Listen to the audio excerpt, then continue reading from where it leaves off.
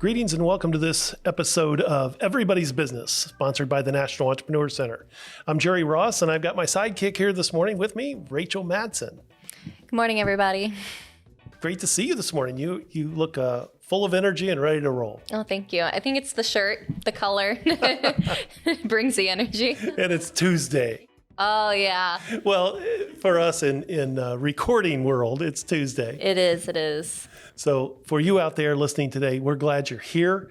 And regardless of whether you're working out or making your morning stroll, driving into work, or just listening on your spare time, we're glad you're here and we're glad you're sharing those business experiences. If you have a question, concern, or something you'd like us to talk about here on the podcast, you can email us at hello@nationalec.org, and we'll address your concern or your question right here as we get into everybody's business. The business topic for today I'd like to talk about is hiring employees. Ooh. It is one of the most important and critical jobs for the growth of a business, the sustainability of a business. And yet, most entrepreneurs and business leaders don't know much about how to hire. Have you interviewed for a lot of jobs in your life there, Rachel? Not at this time. I wouldn't say a lot. But do you remember coming on board here at the National Entrepreneur Center? I do. And so that process is one in which a business owner really has to look at who are the right people, who have the right talent to be on your team, the needs of your team, because you can train for skill. Did you have a lot of the skills that you are working with today, Rachel? No, I did not. I was, I guess you could say, right out of the egg. So, Exactly. No, I learned it on the job for sure. So it was clear through the interview process that we were identifying talent. And so once you identify people have the ability and the energy and the motivation, those are all things that make for good employees. The skill part, you can always train because not a lot of people are going to know exactly what you want them to do. You have to train them for that. And so it's much like the NFL draft or the Major League Baseball draft. They always look for the best talent that's available at the time.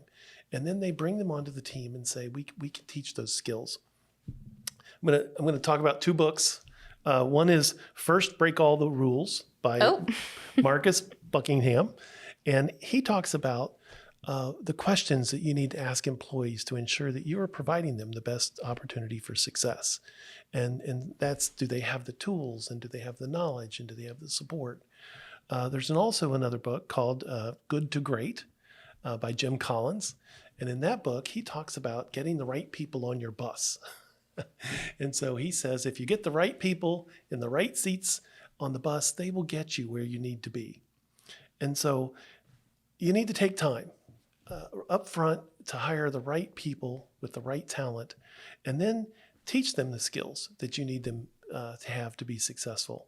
And when you do that, you've set your business up for long-term success. So one of the old sayings is hire slow, but fire fast.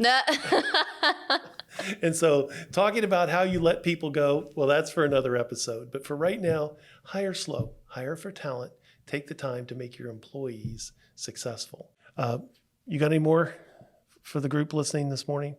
Yeah, Jerry, do you have a number one thing that you always look for in employees? I look for people that are looking for an opportunity. And so if someone is saying, I'm ready, I'm willing to work, I'm willing to be trained, when someone has that just give me an opportunity kind of attitude, I love to help develop those people. And so, in fact, you brought me up a story that I remember from the past. Yeah. Way back when at Ohio Bell, I was hired to start a new division. And so I went to a temporary company and said, I don't need people that have been trained and already established in their ways. So I went to a temp agency and said, just send me the people who say, give me a chance. Oh. And we hired 7 people that in their interview process in some form had said, all I need is an opportunity. And that group sold $1 million in the first 6 months with very little information about what we were going to have them do. But they had a willingness to learn and a willingness to work, and were open-minded and energetic, and that's what you need to build a successful team. That sounds like great advice. Well, that's advice from here, and that's all you get on everybody's business. Who is our guest today? We're going to move on to our guest, which I know is pretty exciting. Yes, she is Valerie Seidel. She is the president of Balmoral Group from Winter Park, Florida. Winter Park, Florida, one of the local companies. Yeah. I know Valerie, and so I'm sure she's got a lot to share with us. And so I'm looking forward to speaking with her. So stay tuned. We'll be right back with Valerie Seidel.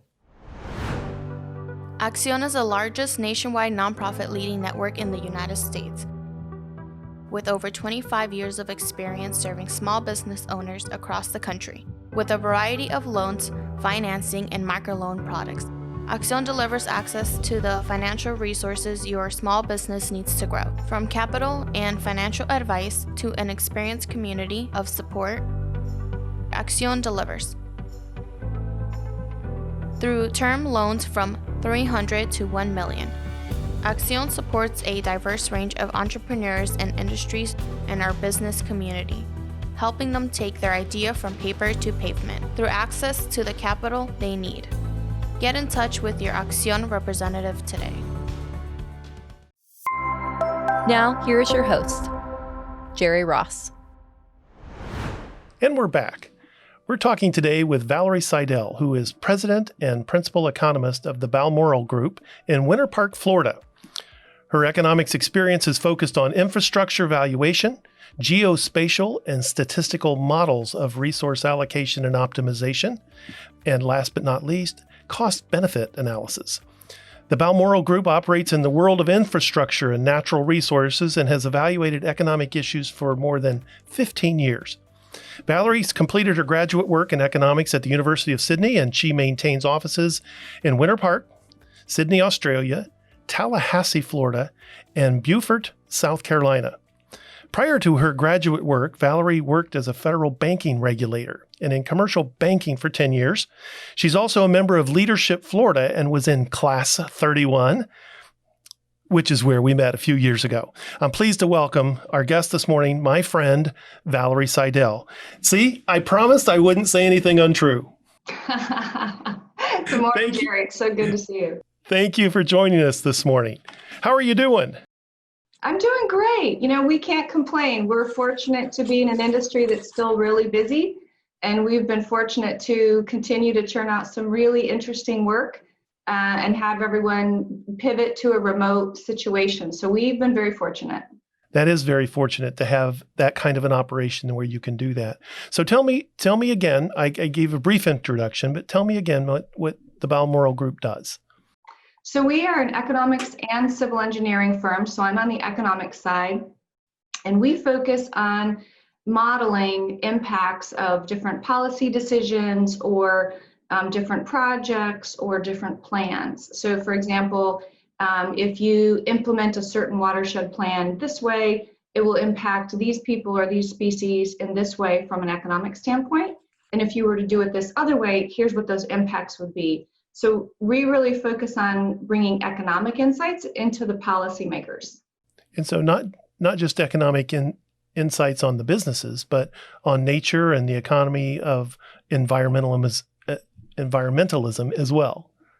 Absolutely, and that's actually where we focus. So we do some economic impact analysis that is just pure, economic development growth. Sure. The jobs are up, housing's down kind of stuff. But the majority of our work is focused on bigger picture, long-term policy projects, whether it's infrastructure projects or natural resource management, education funding, all kinds of different things that require you to understand multiple aspects of the economic and the non-economic pieces at the same time. Well, let me ask you, how did you get into this business? Did you grow up thinking, I would love to be in economic impact analysis? So it's kind of interesting because, as you mentioned in the bio, I spent the first 10 years out of school working as a banking regulator. And a lot of times I would be in a situation where a bank had failed locally, and we were in the community to try to, clean up what was left of the failed bank and try to re-energize local capital flowing. So when there's no longer a bank in a community, it really seizes up a lot of economic activity. Yeah, absolutely. And I did hundreds of those. But also at the same time, I would be reading these reports about a feasibility study for this or a plan for that. And I really wanted to be the one writing the report, not reading the report. So when I finally had the opportunity, and a sure way to get relocated when you work for the federal government is to apply for graduate school. So when I finally had the opportunity to actually go, I went to Australia, recognizing I could get a similar education as the European system, but it's warmer. I married a Florida boy. And it was cheaper with the currency conversion at the time than the British pound.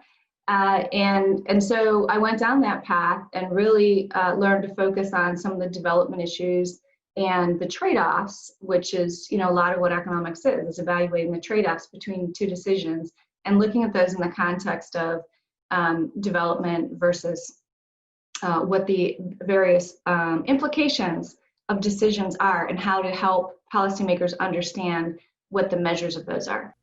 Well, because a lot of times people who are making policy, they have one set of facts that they're dealing with, and they're always trying to do the best. They have the best of intentions, but they do need folks that are on the outside saying, we've got to consider how this is going to impact lots of things, not just the few things that may be in front of them at the time.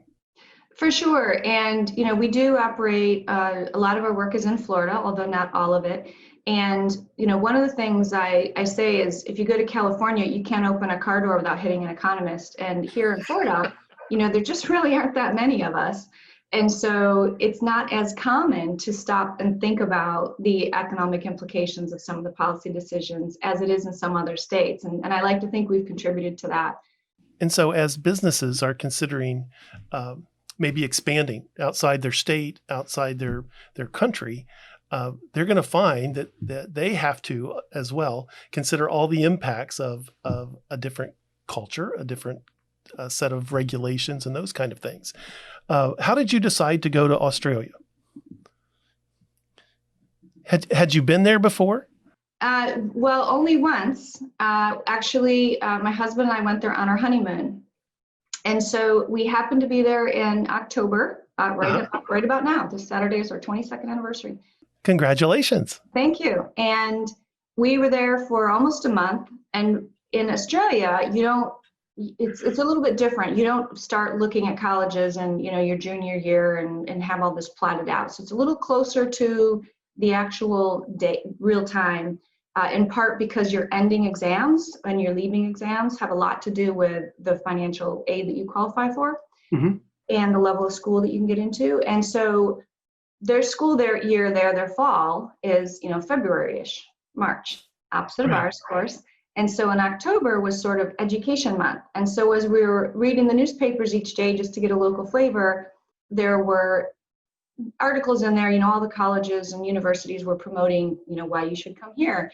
And what I realized in reading some of those articles was that you could get the same quality education that you could get in Europe, arguably, and potentially some of your Western professors as well, because Australia was a cool place to do sabbatical. And so you would see a lot of professors there from, Stanford or wherever that would come there to teach for a year or two, learn a different approach and then go back. And so it seemed like a great consideration. Then my husband is an engineer and they were preparing for the Olympics.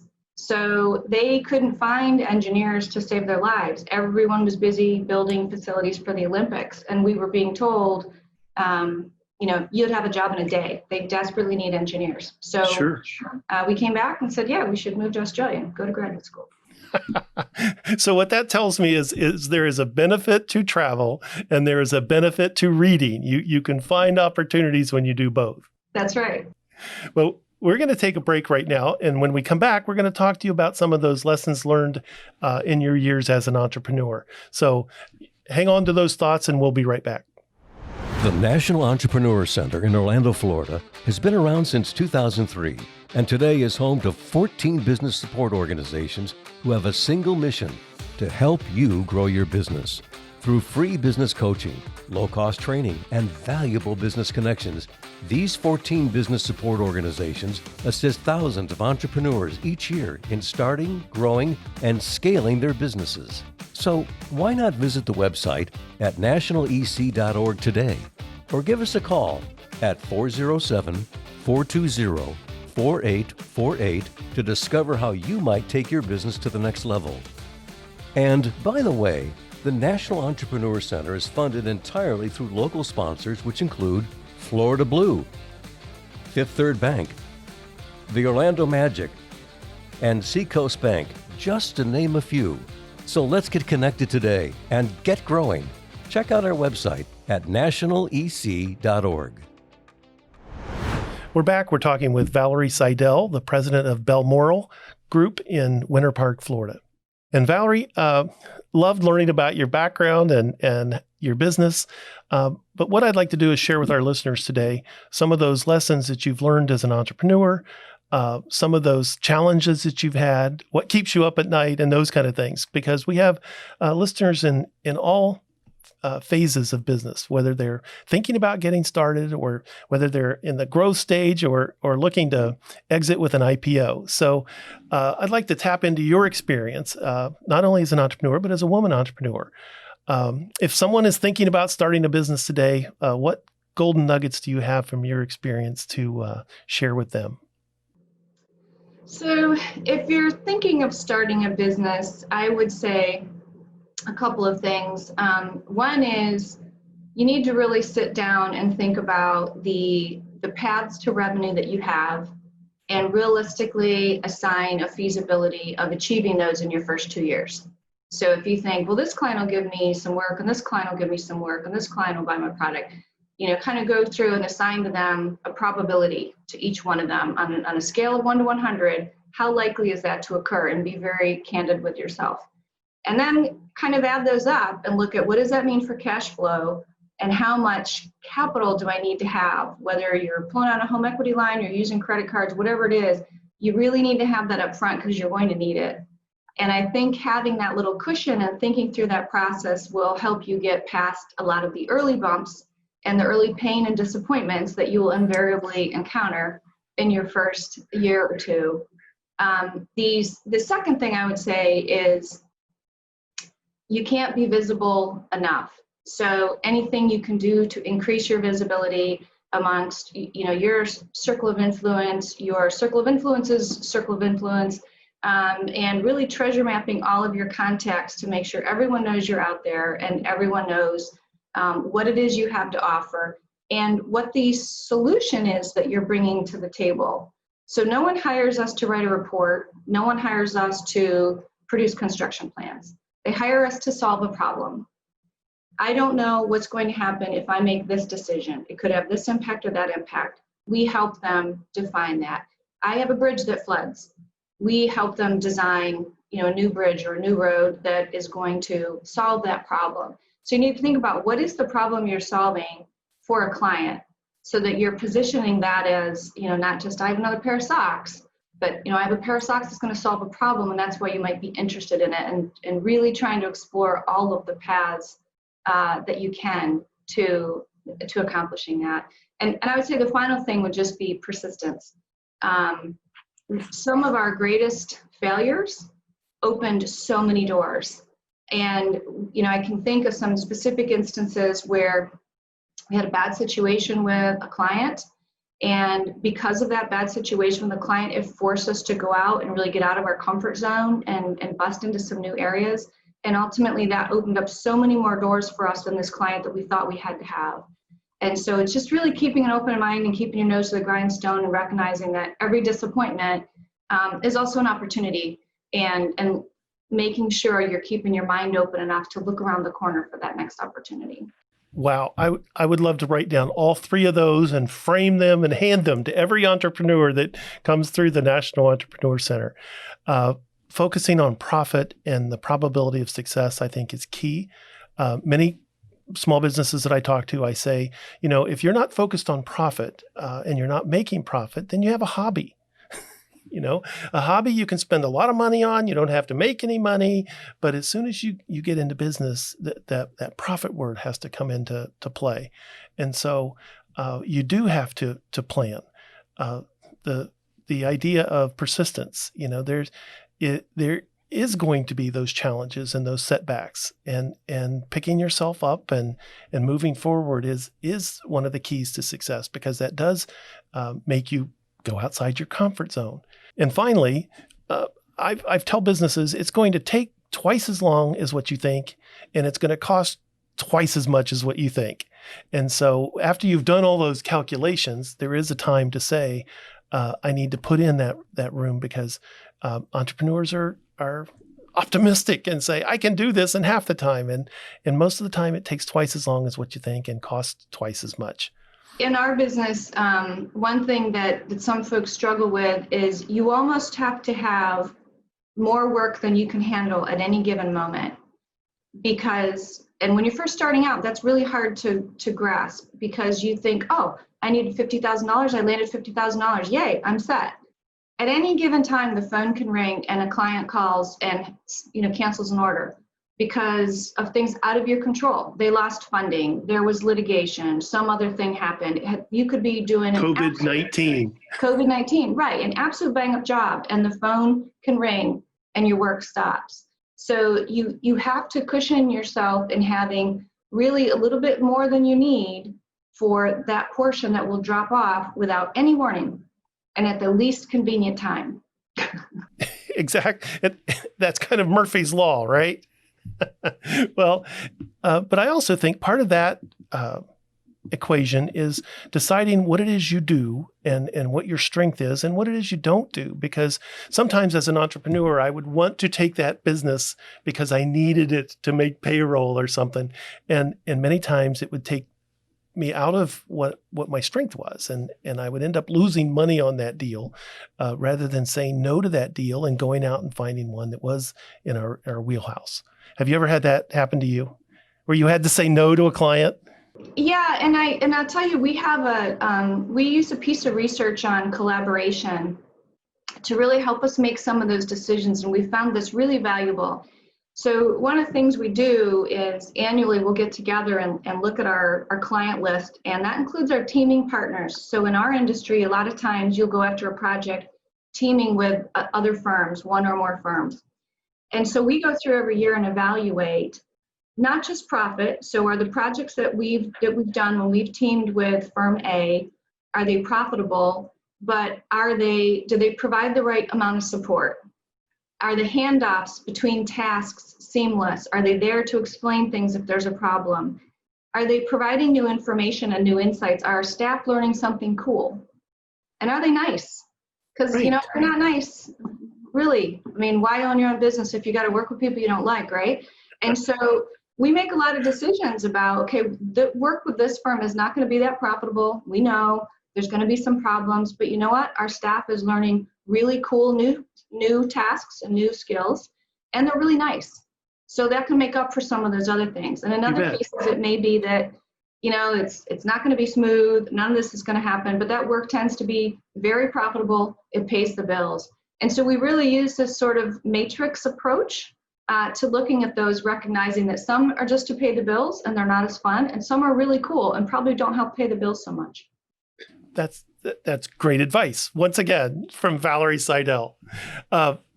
During this COVID shutdown, that spasm in the economy, what advice would you give to some business that's trying to hang on and struggle and stay in there? What would be your advice to those companies? We've talked with some of our clients about future-proofing. And when we say future-proofing, it's really taking a step back and reassessing your assumptions. And I think we've all had to do this, right? We've all been forced to do this, whether we wanted to or not. I think healthcare is a fantastic example, because in the space of 60 days, we went to telehealth, and something we hadn't been able to accomplish in 20 years, even though essentially we had that technology, right? So we've had the skills. Right. Electricity wasn't used until 1920, but it was invented in 1890. People couldn't see the need for it. Businesses didn't see the need for it. So I think we have to force ourselves to step back and look at what are the structures we have in place. And when I say structures, it could be your teams, your office, your policies, anything. What are those things you have in place? And what were the reasons they're in place to begin with? Because they were probably valid at the time they were put in place, but they may not be today. And the other side of that is when we're more open to reconsidering some of our fundamental assumptions, we also have the opportunity to be more open to new ideas and new people. And we've spoken a lot about diversity this year in our country and across the world, and hiring for talent and making sure that we're seeking out those who are not as likely to have the opportunities opens another whole new world to your company and to your organization and to your other staff. And so really making sure that we're leaving space for that thing that is a little bit different than what we're used to, and leaving space to give ourselves time to accommodate that, I think will go a long way towards economic growth, both at the individual firm level and at the larger community level in the long run. Well, and I think that brings opportunity of different perspectives, different cultures. Those things give us that outside the box thinking that is required in a time where the only folks that are going to survive are those that are willing to pivot and change and adapt to the unprecedented time that we've gone through. For sure. And Harris Rosen, a well-known hotelier here in Central Florida, has said before, intelligence is equally distributed throughout society, but opportunity is not. And we by accident, not on purpose, but we have a United Nations of languages spoken in this building here, in my 40 staff. They're from all over the place, and that's really because they brought a skill we needed, not because we were looking for someone from Namibia. And really what we find is that we get better collective wisdom when we have those diverse inputs. And one thing I learned going to school in Australia, I was one of usually not more than 2 Americans in any class. Many of those students were from developing countries, and they did not have access to all the technology and all the things that we take for granted. And what you found was that because they didn't have those shortcuts that we have, they had worked harder and found more creative ways to make do with what they had, and tended to be far more intelligent about outcomes and identifying solutions than those of us who were used to just typing it into our software. And so we've found that as well, is that as you reach out beyond our typical silos of graduates and so forth, as you get a lot more perspective and a lot broader backgrounds coming to a problem. And that's been really valuable to us. I think that's a great lesson for everyone. We're going to take a break, and we're going to be right back. You're listening to Everybody's Business, presented by the National Entrepreneur Center in Orlando, Florida. Don't touch that dial. We'll be right back. The National Entrepreneur Center has made it easy for you to learn business principles from anywhere, at any time, with NEC Online. As a supplement to all the great resources at the National Entrepreneur Center, you now have free access to over 300 learning modules that you can access at any time. Thanks to the generous sponsorship of Wells Fargo and our partnership with The Lonely Entrepreneur, you can access this powerful online learning platform for free. Learn on your own time and at your own pace. Access product reviews and participate in weekly group coaching opportunities. Right now, the only thing missing is you. So check out our online learning platform today at nationalec.org. That's nationalec.org. Did I mention it's free? Valerie, I know that you've done some staff development things, and I'm curious about what research you've done and what you've implemented that you could share with our listeners. Sure. Jerry, we really looked at this from the standpoint of, in consulting, your staff is your greatest asset, right? Absolutely. First of all, payroll is about 85 to 90% of our cost. And every time you lose a person, or they're not performing, up to par, you really suffer a tremendous financial loss.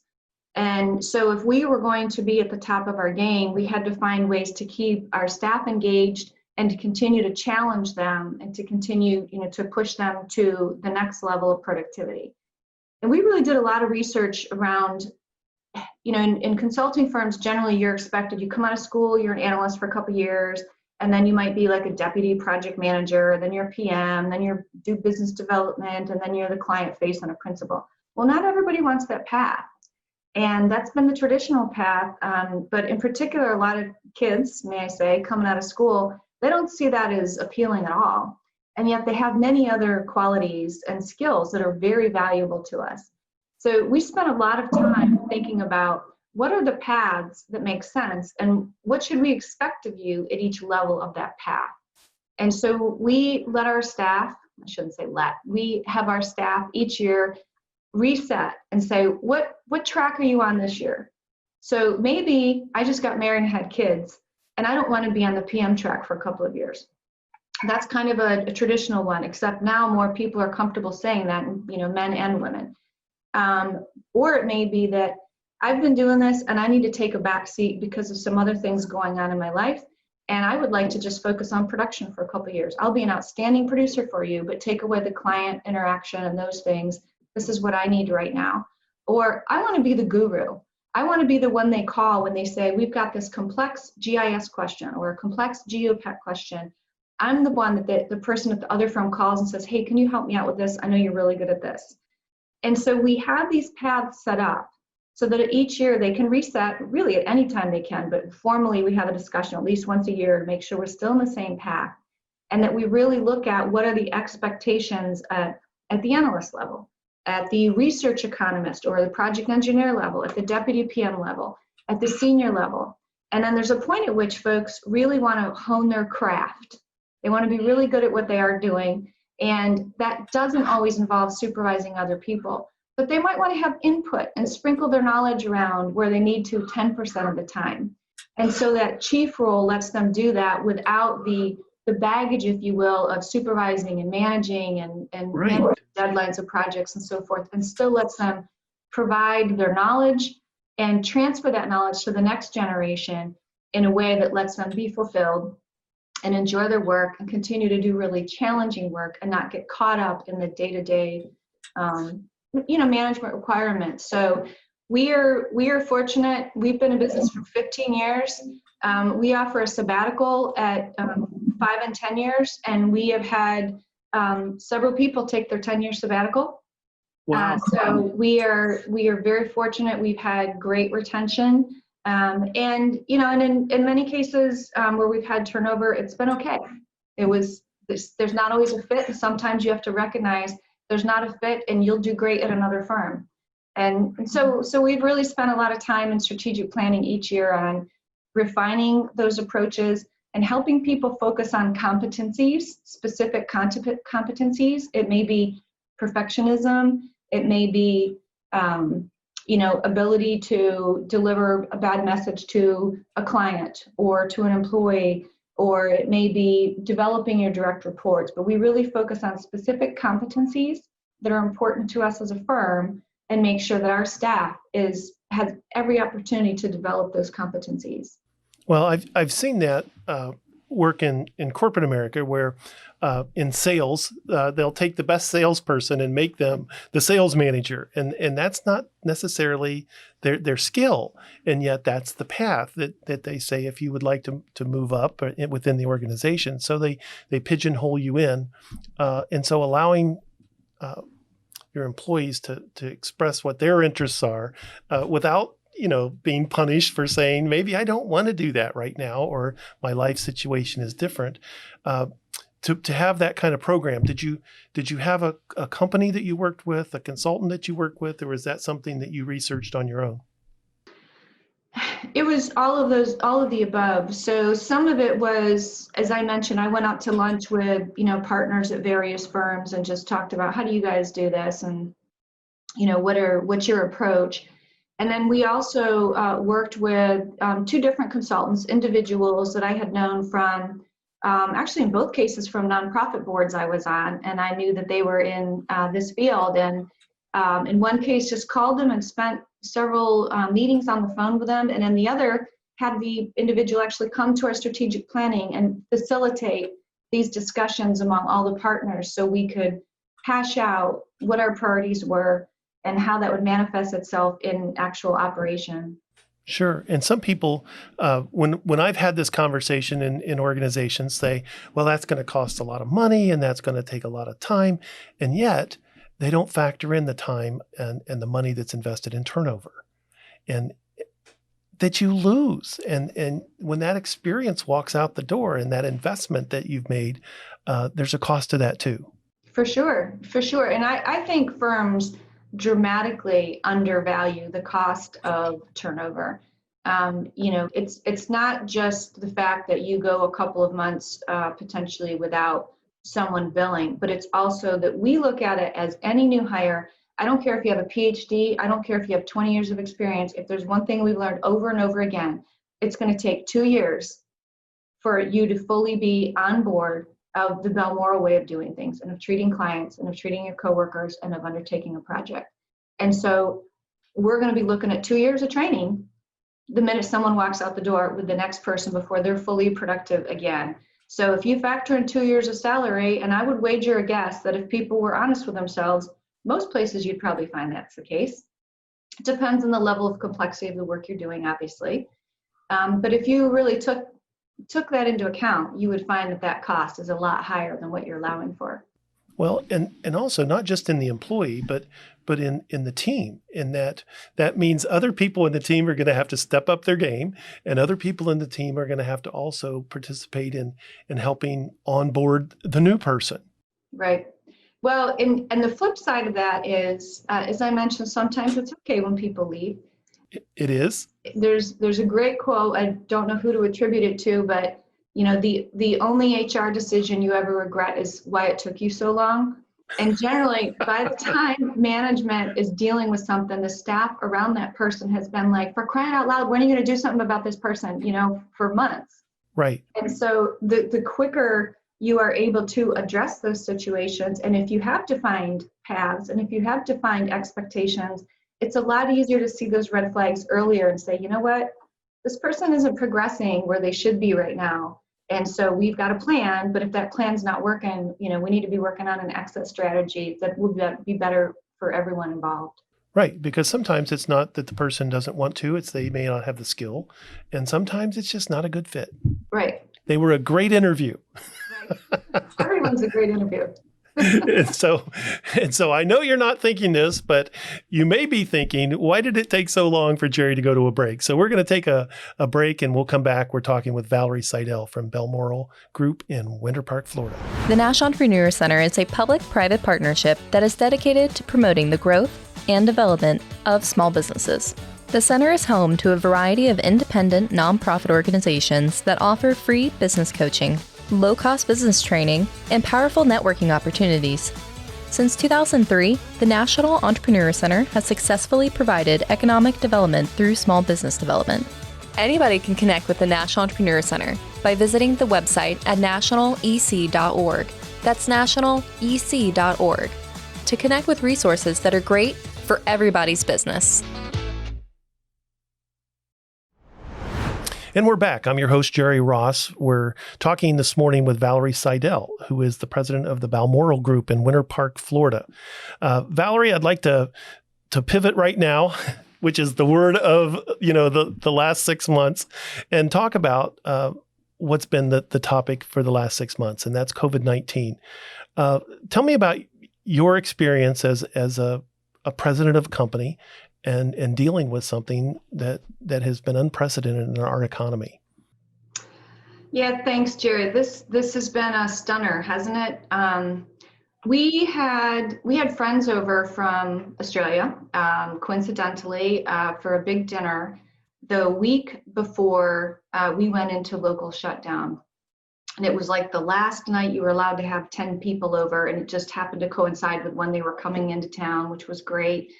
But before the local shutdown came into play, we had 3 employees out of our 40-ish at the time call me and say, I think I might have been exposed, or my mom was exposed, or my brother-in-law was exposed, and I had dinner with him.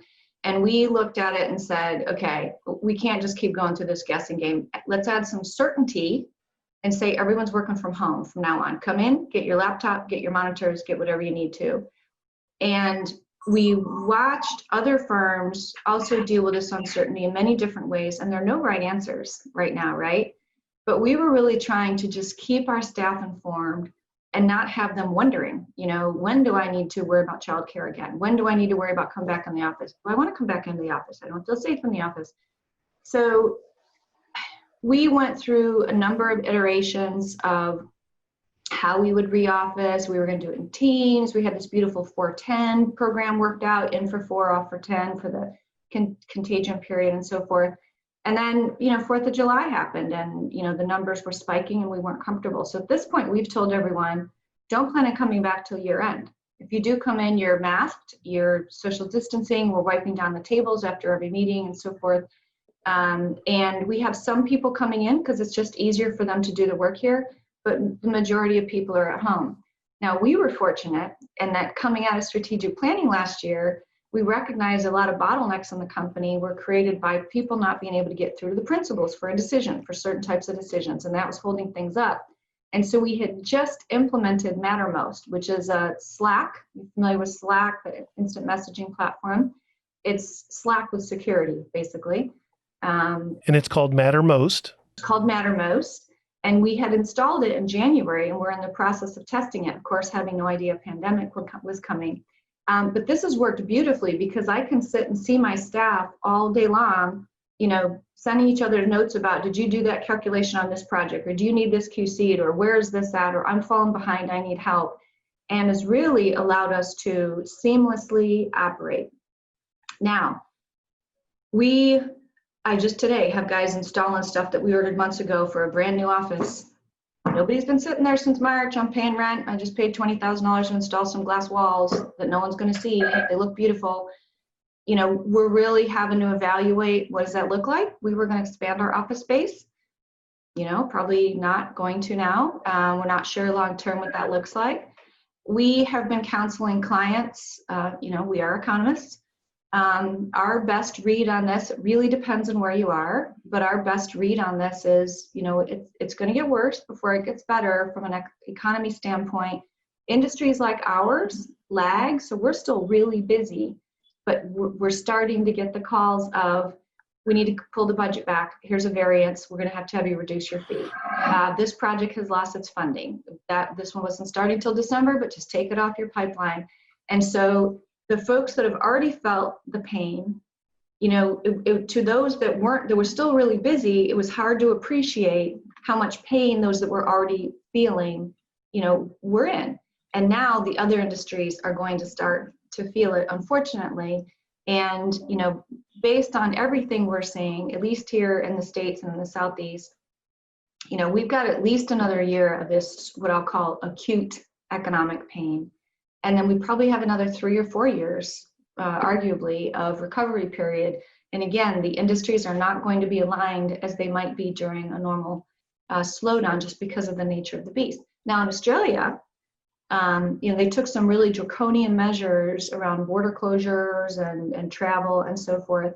And they're basically all coming back to the office this week. So they have been on, pretty severe lockdowns, but they're down to 0 cases. What cases they do have came in with people on the plane, and they make you quarantine for 2 weeks. So they're seeing a different response, but they already have suffered their first recession in 26 years. So in 26 years, they've had steady economic growth. Nothing has diverted their track but this. And they're having a huge recession and huge budget deficits for the first time.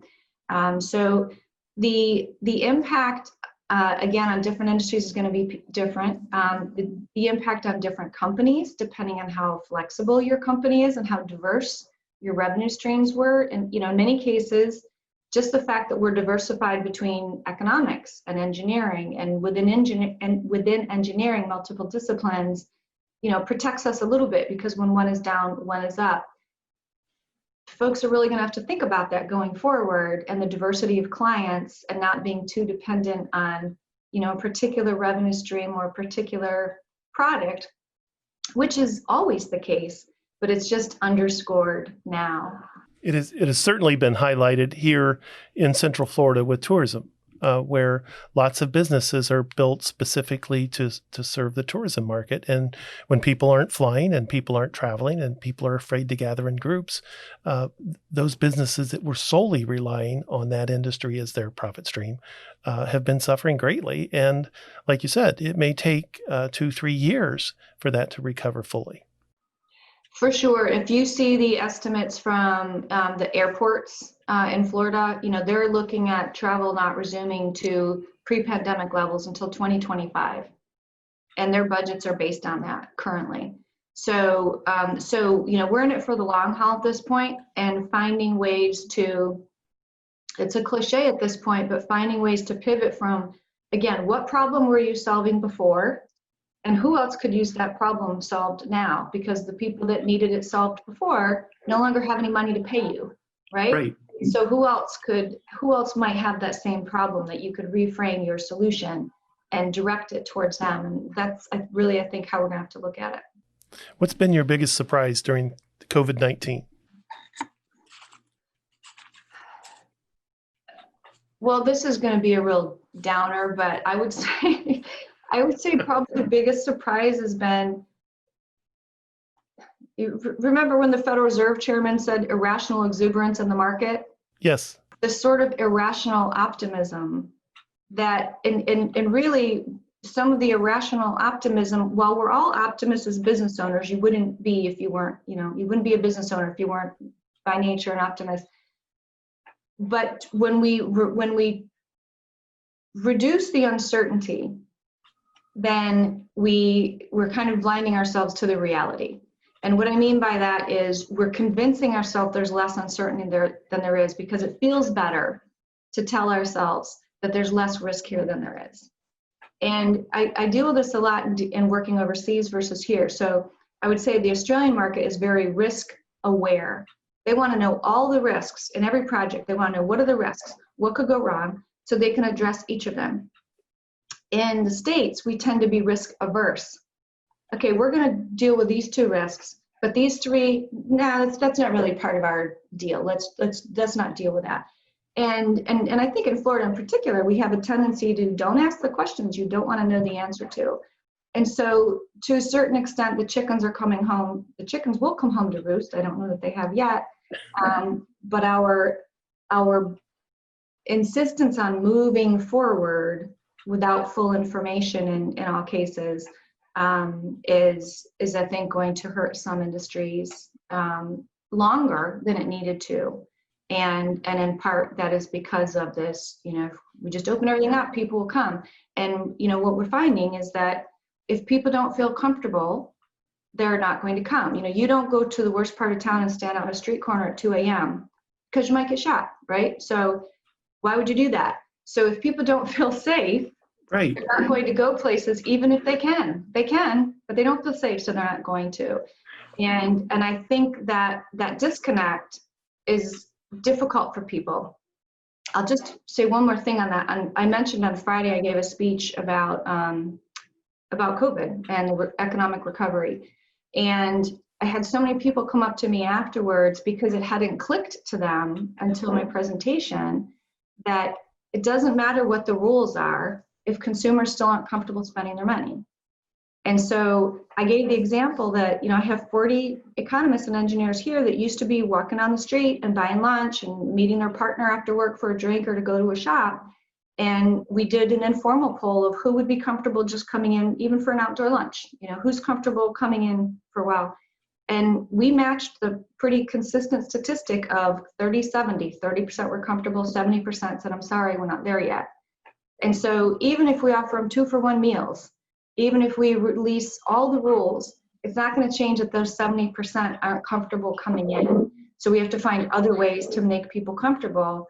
And some of the advice we gave local governments were throw out the rules for right now. the sewer impact fees, the tables outside on the sidewalks, the parking. Right now, those rules are not as important as getting people comfortable.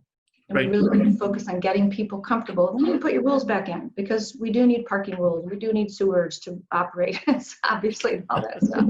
But right now, let's reevaluate why we have those rules in place. And really, there's not any concern about being over capacity anywhere, because 77% of people are staying home and not spending money. That's right, because the perception is the reality. And that's a two-edged sword, because for the entrepreneur who says, I've got to stay in business and it'll be okay, and I've got to press forward through this. But at the same time, if they're not looking at the reality of people aren't going to come out if they're not comfortable and feeling safe. My wife and I had the same experience last week. We had been used to going and sitting outside at a table that was very far distanced with our masks. And on Friday, when the rules were lifted, we were going to go out and the restaurant was packed and we didn't feel comfortable. And so we exited and said, that dinner wasn't worth that risk. And so it is both perceptions of everything's fine and I'm going to open, but if people are uncomfortable and people feel unsafe, they're still not going to show up. And that's the part that caught people off guard in my presentation. They came up to me afterwards and said, I hadn't thought about the fact that, people pulling up and seeing all these people walking around with no masks, not social distancing, they just keep driving, say, nope, not tonight. That was me. Yep, exactly. And I was surprised how many people came up to me afterwards and said that didn't click with them until they heard someone explain it that way. Okay, so I'm going to put you on the spot as an economist. What do you see post-COVID? Or what do you see in the next, 6 months? We've got an election. We've got lots of uncertainty in the marketplace. Look into your crystal ball. Yeah. So there's a lot of uncertainty. I will say that regardless of who gets elected, some of that uncertainty will be removed. And we saw this with the 2016 election. So in the 2012 election, frankly, let me take that back. We saw this with the 2012 election, that, when you don't know what environment you're going to be operating in, you're less likely to invest. Right? And all of us already are less likely to invest, because why am I going to buy a new office building? I don't know if I'm going to need a new office building, right? So I don't know how long this is going to be like this. So uncertainty, as you know, does not encourage investment. It does not encourage hiring. It does not encourage all of those things that make the economy keep going.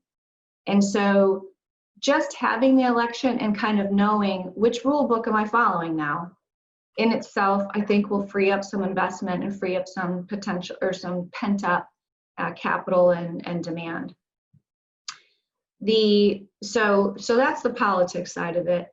And then I think the second piece that's going to be really important in there is recognizing that some of these budgets are going to start kicking in, and people are going to government budgets, which generate a lot of spending, and rightfully so.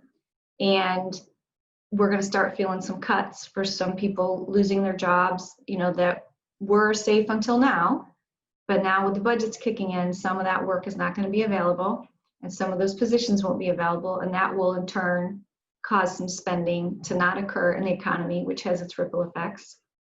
And then I would say the COVID scenario itself, and that's just from COVID till now, but the COVID scenario itself, as it continues to drag out, if we look at these, sort of acute scenarios till say April, you're effectively dragging out a recession type economy into another year for some sectors. Now, other sectors are actually, doing very well because of this shift in spending, and because, as you're spending a lot more money at Publix, right? And so what we're seeing are shifts in spending that sort of mask the overall contraction in economic activity. By this time next year, I think you'll see more of that. But suffice to say, the next 6 months are going to be a wild ride. It's going to be a wild ride, so buckle up. You heard it first right here at Everybody's Business. We're going to take a break and come back and learn more about Valerie herself. So don't go away. As we go through this year of the pandemic, many of us thought that would only be maybe a few weeks, maybe a month. But now that it's gone on for months, people are realizing that maybe we're not going to be doing business the way we used to. Maybe business has changed forever. Whole workforces have pivoted to working from home. Schools closed, businesses closed, live events canceled. COVID-19 has pretty much turned our daily lives upside down. Dealing with a global pandemic has also made us rethink how we do everything. Schooling our children to serving customers, it's difficult. Any kind of change is difficult. But when you add to that all the uncertainty that comes with an unpredictable virus, a virus that could be fatal, it's no wonder that folks are feeling a bit stressed these days. So if you are feeling stressed right now, it's okay. You're normal. What you need to know is that you're not alone. Most everybody today is feeling the stress of the situation. Maybe in different ways, maybe with different circumstances, but believe me, everyone has been affected. It's okay not to be okay right now. You are allowed to take time for you to regroup and to recharge. I think there are some aspects of what we've found from working remote that are good, that we've learned to use different technology. We've learned new ways to stay in contact with each other and with our clients. And I think even when things do get back to normal, whatever normal may be, that we'll find that some of these aspects of technology and video conferencing, online learning, all of those things will be carried forward into the new way of doing business. Remember, in times of chaos, there is always an opportunity.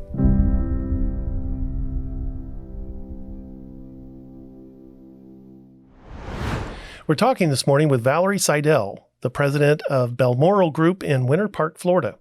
Valerie, let's talk about you now. We've tapped your brain about the economy and engineering and all those things. Where did you grow up? I grew up in upstate New York in a rural town. I think the next neighbor, the nearest town was 12 miles away. So I was out in the country in fields. So upstate near the Catskills, right? No, between Buffalo and Rochester. Ah, gotcha. And we did spend, my father was in highway construction, so we spent winters in Florida because my mother hated the cold and I hated the cold. And she would pack us up to go to school, get all our schoolwork for a month, put us in the back of the car, and we'd drive to Florida. And I think our teachers always assumed that our parents wouldn't actually make us do all the work, because when we came back, we were always like 3 weeks ahead of the rest of the class. But we learned, and maybe that's where, maybe that's where my wanderlust came from. My kids have done that as well since they were little. They've been packed into a plane with 3 weeks worth of homework, and off we went. But I too was not cut out for Buffalo snow. I have not missed scraping a windshield one time since I moved to Florida. Yeah, or slipping on the ice, and so we're driving in it. So I visit Buffalo once a year, usually in July or August. What did you want to be when you grew up? It sounds really corny, but I wanted to be an economist. Really? I just thought it was fascinating. I don't know where I got the idea, but that's right. How many candies would I have to buy? I was not expecting that answer. I had a whole bunch of ideas in my mind, but being an economist and thinking that's what I want to do when I grow up. Well, you found your dream. There you go. What kind of hobbies were you engaged in, or activities or interests did you have as you grew up? Well, I always loved the water. So I grew up near Lake Ontario, which of course is shockingly cold all the time. But I was always drawn to the water, maybe from spending the winters in Florida, always, I don't know. So anything that had to do with the water, I was happy to do. I was around animals a lot, of course, being in a dairy farming area, a lot of animals, and a lot of your chores and extra money was working on farms. And so I enjoyed a lot of hiking and, walking with a dog and just generally being outdoors. As I got older, I got more interested in, more water sports and windsurfing and scuba diving and that sort of thing, which I still do all those things. Well, that's good to hear. Was there anyone person that made a difference or was a inspiration or a mentor to you growing up? Many people. I would say, my father and my mother, neither of them went to college. I was the first generation college student. Which is really hard. Yeah, but my father, well, you don't look at it that way. It's all you know, right? Right. But my father was constantly coming up with inventions. And so he had a notepad and he would have invention number 1,206,508. Like he was constantly coming up with a new way to make the paver work or to make the backhoe work better or to make some conveyor belt more efficient. I'm not alone. I found my soulmate. And my mother, coming from, a long lineage of folks who, cooked and sewed and took care of the house. Once all us kids were in school, she went back and actually got a certificate in floral design and opened up a flower shop. So I think I learned a lot from watching both of them, just watching their persistence and their, continual desire to plug away and make things better and find a better way to do things. Anything you'd change from your childhood? I don't think so. No, it was pretty good. Pretty fortunate. Yeah. And that's makes up those things that we go through as children, exposed to our parents, exposed to teachers, that make us who we are. And so my son occasionally will say, this thing came out of my mouth, and I said, I've become my dad.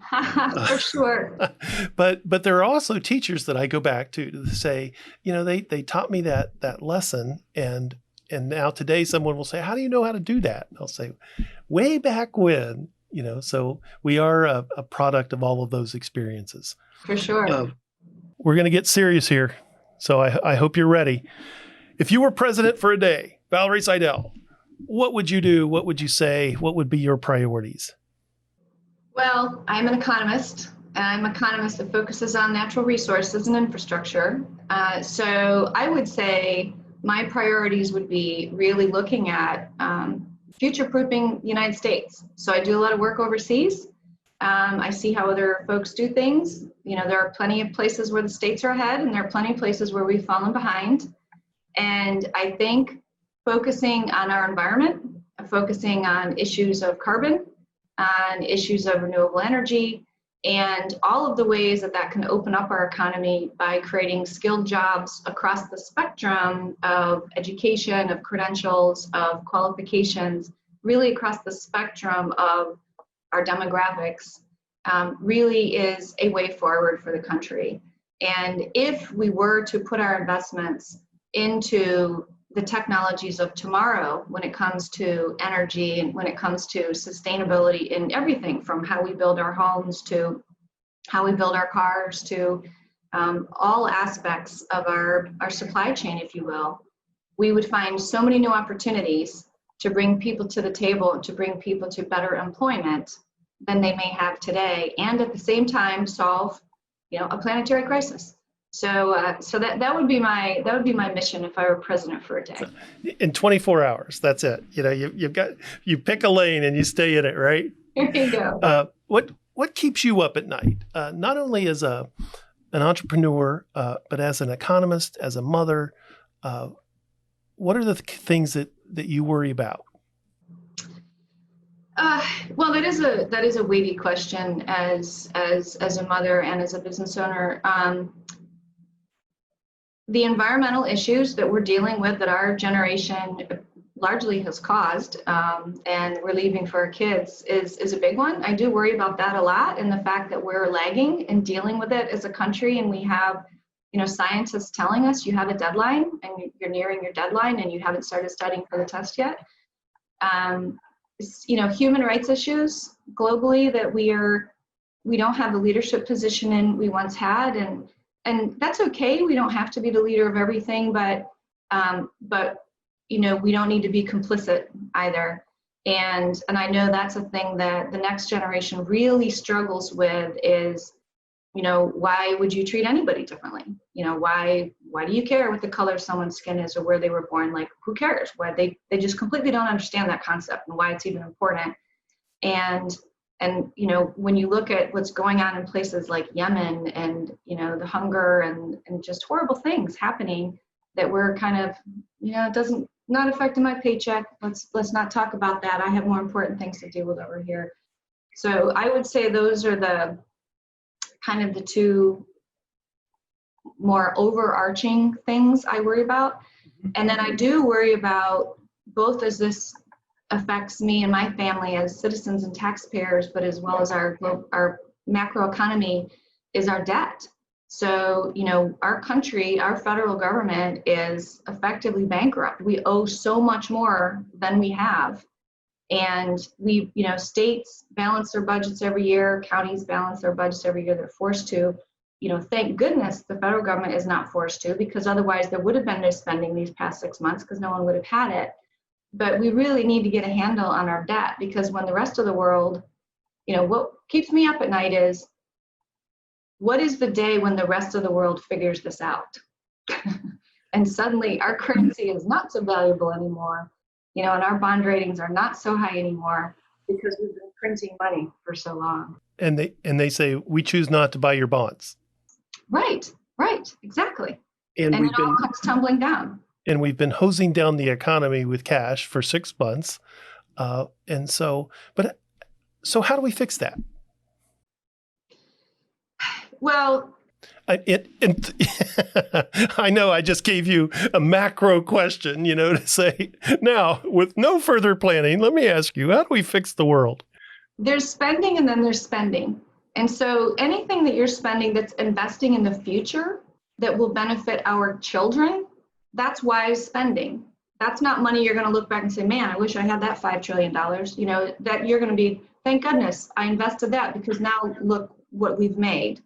So spending that's investment, and that's where I go back to the renewables, the sustainable materials for construction, all of these different things. Those are investment in the future, will generate new jobs and will allow us to pay down that debt. But we have to start generating true income. And when I say true income, not paper money, a lot of activity right now is paper money. And if we can build that more diverse spectrum of economic opportunity throughout our society, and we can, these are not complex tasks. We can do this. We know what to do.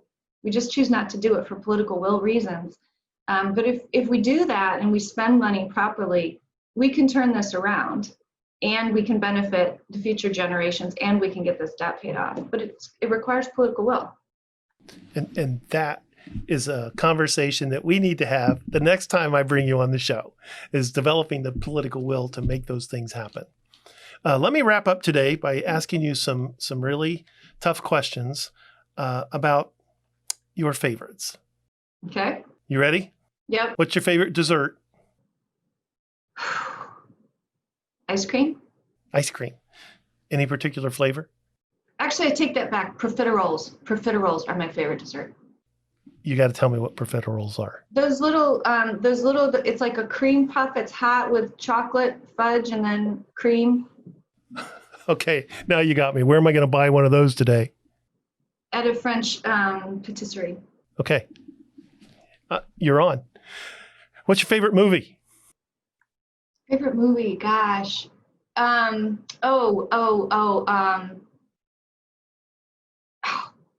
terrible at names. The Sounds like 3 words. A Time to Kill.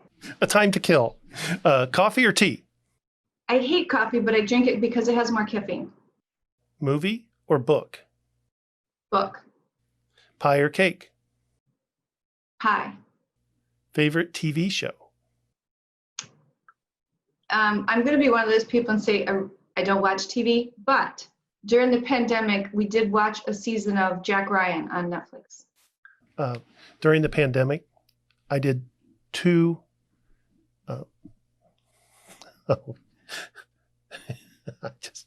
I'm sorry. During the pandemic, I did 2 marathons.